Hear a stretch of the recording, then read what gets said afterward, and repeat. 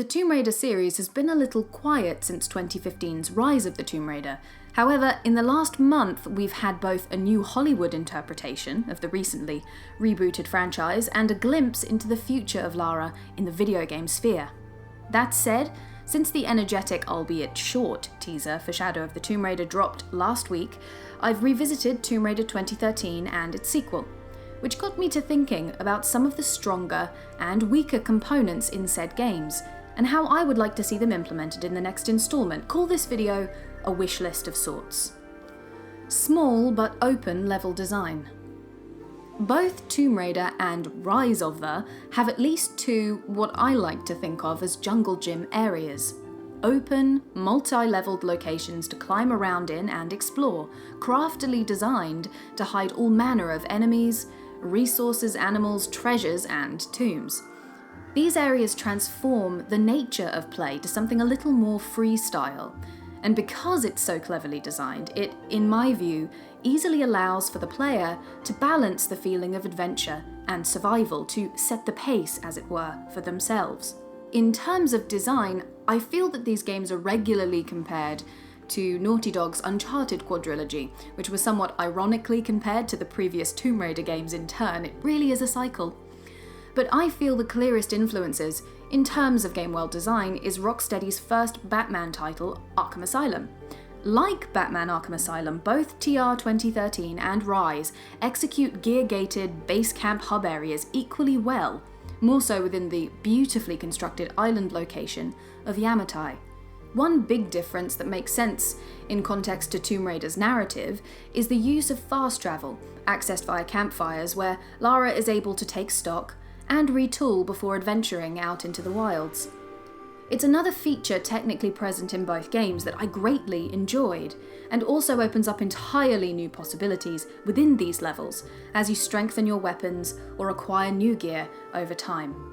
Doubling back with newer tools acquired later in the adventure means that navigating the world becomes even more interesting, as areas previously locked away are now available to explore, and in the absence of a minimap, you really do need to have a good lay of the land in order to plunder all of the riches in said space.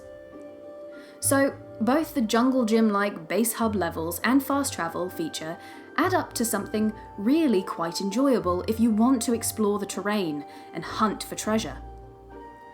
All of that said, in Shadow of the Tomb Raider, I would love to see more of these small but freestyle open areas to chart, play around in, excavate, and decipher, like an explorer or Miss Croft herself would.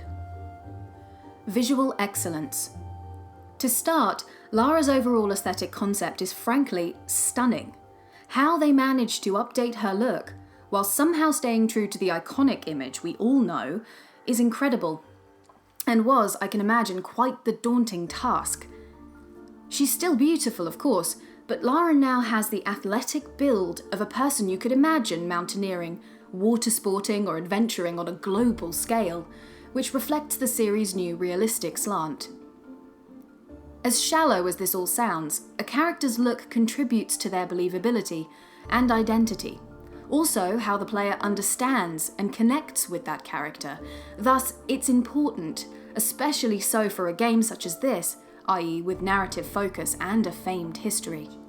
Just as Lara's original design helped paint the image of a womanly, confident adventurer, her redesign conveys a diamond in the rough, a person in possession of all the right elements who hasn't yet found a place for them.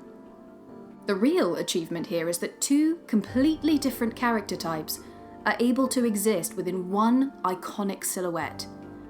I can't wait to see how or if Lara's concept has changed in the next game, and why. Secondly, in terms of visuals, both games boast impressive landscapes and environments. I suppose this feeds into level design, which I mentioned earlier, but to breeze past it here would be to ignore some of the, shall we say, more prominent artistic details. To bring it back to what I was saying earlier about Tomb Raider 2013's hub areas, the ethos was, if you can see it, you can get there, and Crystal Dynamics used strong visual markers to create the sense that Yamatai was one interconnected place. and it rarely feels disjointed because of this. As a result, the game was incredibly strong in its ability to draw the eye towards something unusual or astonishing. A graveyard of boats, a temple perched high up in the mountains, stray lamps bridging a wide vista. Impressive, though locations did look a little anemic in spots. That said, the choice to desaturate the world was a deliberate one, and thus changed the nature of Lara's adventure into something formidable, where a lurid colour palette might have trivialised it. But where the first game seemed to focus on unique-looking visual ideas, Rise of the Tomb Raider seemingly attempted to up the ante, making the visuals much more true to life. They do achieve this, and often to jaw-dropping effect. The foundation engine created in-house at Crystal Dynamics really is phenomenal, and there's a clear reason it's often still used as a visual benchmark for 4K enthusiasts 3 years on. Like Tomb Raider 2013, Rise utilises similarly mottled grey colour palettes, largely because many of its levels are set in underground mines, caverns, decrepit buildings, and snowy regions. Yet, the game does allow itself to indulge in the beauty of its locations, namely the Prophet's Tomb in Syria, and the internal setting of Croft Manor that we see in the main game as well as the Blood Ties DLC. In reference to what I was saying before, there are eye-catching elements in Rise, such as the frozen ship, but far less to my mind overall when compared with TR 2013, more so in hindsight. In hindsight, I feel the island of Yamatai is more cohesive as a whole, thanks to the way levels connect and interlock, versus the more sovereign locales in Rise. I don't often cite visuals as an element I look forward to, but in the case of this trilogy, I've come to expect nothing less than excellence from Shadow of the Tomb Raider, because the only thing stronger than the visual quality are some of the concepts behind them. That said, and to tie this up in a neat little ribbon, in Shadow I would love to see the striking visual markers of Tomb Raider 2013 crossed with the Rise of the Tomb Raider's impeccable photorealism. Only next time, I'd like to see these bathed in a richer palette within sumptuous locations to complement and expand upon that remarkable visual fidelity and design, and to hopefully reflect a character transformation from Survivor to Tomb Raider. Croft Manor. This is going to be brief, which makes sense really considering how briefly Croft Manor appears in Rise of the Tomb Raider. And although I understand its almost supplementary nature in most of the games, including the reboots, this is certainly something I'd like to see more of, whether it exists in the main game or just outside of it. For obvious reasons, it was absent in the 2013 reboot. However, the Blood Ties DLC in Rise of the Tomb Raider utilised the house to add some really nice flavour and texture to not just Lara's history, but that of her mother's and father's, even Winston's. Since it really is a base of operations, a place partly embraced and rejected in a way by Lara, it will always serve a special purpose, whether it be backstory or an extra location to explore. In Anniversary, for example, the manor served as a training mission of sorts, where it acted as a straight tutorial in the original 1996 game. So I would like to see Croft Manor return in Shadow of the Tomb Raider, not necessarily in a central role, but to a degree more so than it has been seen thus far, whether that be in terms of narrative or structurally within play. Tombs. This element could honestly go in either category, I think. On the one hand, some of the tombs and corresponding puzzles are interesting, not particularly challenging, but enough to keep you engaged, as they use a range of Lara's available skills and can take place in compelling locations. A perfect example of this, even though it was recycled across titles, would be the wind puzzle tombs. Building a contraption around a naturally occurring element felt organic and appropriate to me. The Syrian tomb as well in Rise of the Tomb Raider, and the optional cistern tomb, both water puzzles involving adjusting levels and such, stood out as well. The frozen ship tomb is another fantastic set piece to deconstruct and work out. All of the above areas I mentioned balance challenge and enjoyment with visual spectacle or solid puzzle interactions, all of which involving forces of nature in some way, which fits with the game's tomb raiding legacy quite well. However, there are far too few of them in my view, and optional challenge tombs feel, to me, as though they ought to be the standard. Hence this aspect of the game could be placed in the improvement category. On that note, I remember watching an interview about Rise of the Tomb Raider and its titular tombs. In it, they said they wanted to balance these puzzles in such a way that casual players were not alienated by difficulty, and long-running fans of the franchise or players looking for meatier challenges weren't left out either. I suppose it's a matter of taste if the game manages this or not, whether you feel catered to or not. Ultimately though, I think both games do boast some spectacular tombs, no matter how few, and I for one would like to see more of these, perhaps even more complex puzzles in Shadow of the Tomb Raider. I suppose this leads me to a lack of focus on progression. You spend a great deal of time in Tomb Raider 2013 building up your arsenal of items, rope arrows, explosives, only to have them rescinded by the beginning of its sequel where you must earn them all back. It felt to me as if I was starting at square one, and not like I'd grown or evolved since the island of Yamatai. It negates the idea that Lara is rising in the way the title implies, either spiritually or mechanically. Where this kind of devolution worked in something like Assassin's Creed, as Altair had to rebuild his arsenal as well as rank and reputation over the course of one game, Lara is supposed to improve over the course of a trilogy, survive, and become the adventure she is meant to be. Demoting Lara's abilities, then, cuts down this arc into a one-game, rinse-and-repeat sort of cycle rather than grow it over several games. Since the weapons themselves, like the climbing axe, rope, and fire arrows, are completely enjoyable to use, not to mention neat, I would like to see the player given a chance to either fortify and tailor existing weapons in new or intriguing ways, or create new actions and interactions with which the player can use these weapons in level design to keep the momentum going, or to simply freshen up the act of adventuring. The addition of poison arrows in Rise of the Tomb Raider is a great example of expanding upon existing gear in this way. Corridors.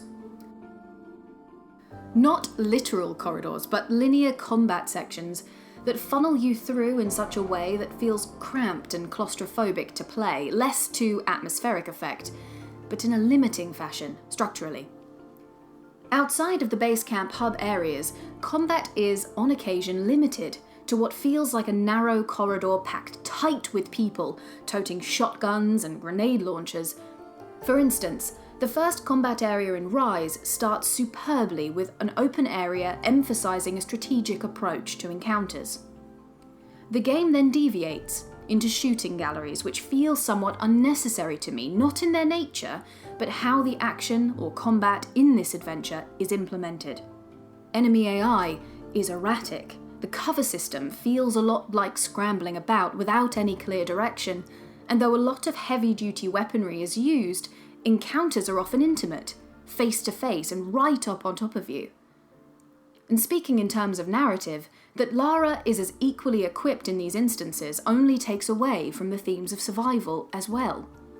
This was something almost universally criticised in Tomb Raider 2013, particularly in reference to Lara's lightning-quick turnaround from passive observer to homicidal aggressor. Where the game seemingly tries to build Croft up through a more realistic survival angle with gathering, hunting and crafting, big combat arenas say something completely different. From what I can tell, players aren't turning to the 2013 trilogy for its gunplay. Though I can't imagine it will be scrapped entirely, I personally would like to see less of a focus on these kinds of in-your-face, running and gunning combat arenas, unless the combat system receives an overhaul of some kind. To put it into perspective, I still enjoy gunplay in the original trilogy, even though the controls are practically primeval at this point. But I dread encounters such as these in the new timeline, and not because of the survival against all the odds angle. Last up, and arguably the most important, is Lara's characterisation. I could be here a while with the story for both games, which I personally found underwhelming for completely different reasons. Rather than bore you with that, I'll sum up my perspective in one sentence. Tomb Raider 2013's story was lackluster to me because of what it didn't possess, whereas Rise of the Tomb Raider's story didn't work for all the things it did. Disregarding the overarching plot, however, the one unifying element across these games is Lara Croft and her characterization, which is vital, and leaves much to be desired. Not everyone feels this way, I understand, and it's important to state that my thoughts have not changed in 5 years. Take that as you will. That said, from Lara in Shadow of the Tomb Raider, I would like to see some spirit, and clearly defined, mappable character growth you connect with, feel or explore as you play. I'd like to see a clear purpose for Lara, robust character motivation, something the reboot in particular lacked, and perhaps more importantly, a focus on personality, which I felt was missing in Rise. There are glimpses in both games of an opinion or an interesting perspective, but these are almost obscured by the, I expect, required commentary. Lara doesn't necessarily need to be funny, or spunky, or even that interesting yet. But, like our culture's most enduring fictional characters, she needs to be somebody. And I honestly couldn't describe Lara in 3 words. This is why, in my opinion, a large number of the supporting characters over both games are forgettable in a broader sense, because they don't have a strong central protagonist to interact with. You can't have good dynamics between characters without definable characteristics. So, in Shadow, I would like to see stronger characterization across the board, but especially so concerning Lara herself. Something not to be confused with physical strength, or physically strong heroes and heroines, of course, because physical prowess doesn't count for much if the character doesn't stand for something. Sarah Connor, for example, wouldn't be interesting at all if her physical transformation didn't mirror her mental transformation into a kind of human Terminator.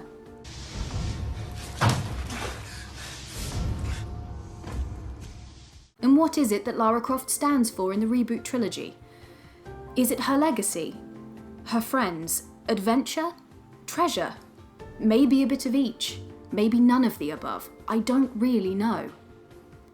Compare this to, say, Jade from Beyond Good and Evil, whose motivation and to a degree personality can be described in just one sentence, that she is a truth-seeking journalist. You could argue that Lara is a survivor, but to that I would say, it's the how and why one survives that truly defines a person's character. And that character journey is uneven. To summarise, I'm looking forward to Shadow of the Tomb Raider. It will be intriguing to see how the character and the game experience will grow, especially with a new development team, that being Eidos Montreal, behind the wheel. Thank you for watching. I hope you enjoyed this video. Please feel free to leave your comments about Shadow of the Tomb Raider or the reboot trilogy here, on my Facebook page or on Twitter, the links to which you will find in the description, along with links to official Tomb Raider websites and social media. I look forward to hearing your thoughts. Thanks again, and I will see you soon.